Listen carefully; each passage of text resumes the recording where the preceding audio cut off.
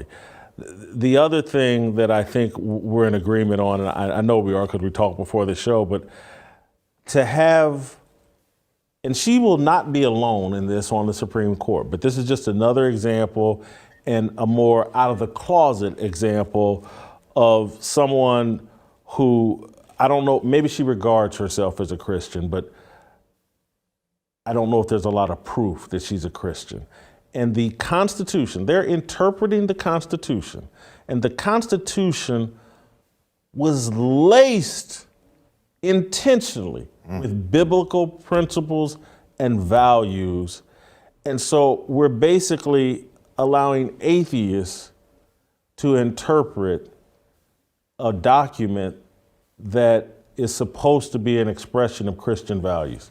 That's exactly right. I was reading, and we'll talk about this on Tennessee Harmony here. I was reading, I was trying to figure out, because I have always been taught, I was homeschooled in my early years, then I went to private school, Christian school, and then I went to public school. So I got to experience everything. And in my younger developmental years, I was always taught the United States Constitution is basically a Christian document. But I hadn't spent a lot of time in my adult life actually concluding that for myself and confirming it. So I was looking, this is on Wall Builders. David Barton has a great website. They do a lot of great work. I know he's been on with Glenn Beck.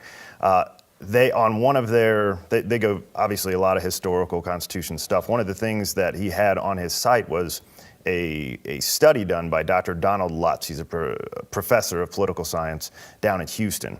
And he did an extensive 10-year study. And what he wanted to do was figure out what documents the founders relied on to create the framework for the greatest Constitution that's ever existed. And so they had 15,000 items that they went, and then they had citations in each of them. And this was between 1716 and 1805. And of all these, they had thousands of citations. I think in the 15,000 items, they had over 3,000 citations of where they got these ideas. 34% of the citations came directly from the Bible. Like, this is the most biblically laced document in history.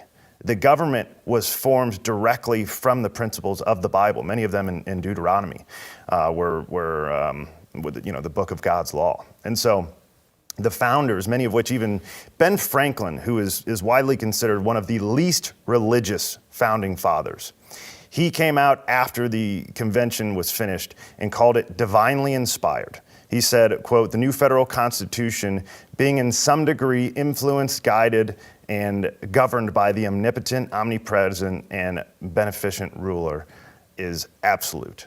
Like a quote, non-religious guy, and still, by those days' standards, much more religious than even some of our religious people today. He had much of the Bible memorized. He came out and said, this is divine. This is inspired by God. Now we're putting people who don't have any of these same beliefs and telling them, hey, interpret the Constitution and tell us what the founders meant. She has no idea what the founders meant.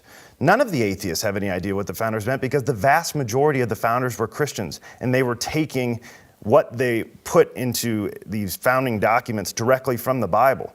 Most people around the country don't know much about the Bible. If you went out on the street and tried to get people to tell you the amount of verses they know out of the Bible, it's not many, which is shameful to begin with. But the people who are actually trying to tell us what the founders meant and what the framework was, and they don't know anything about the Bible, when the Bible is where it was taken, we're in serious trouble.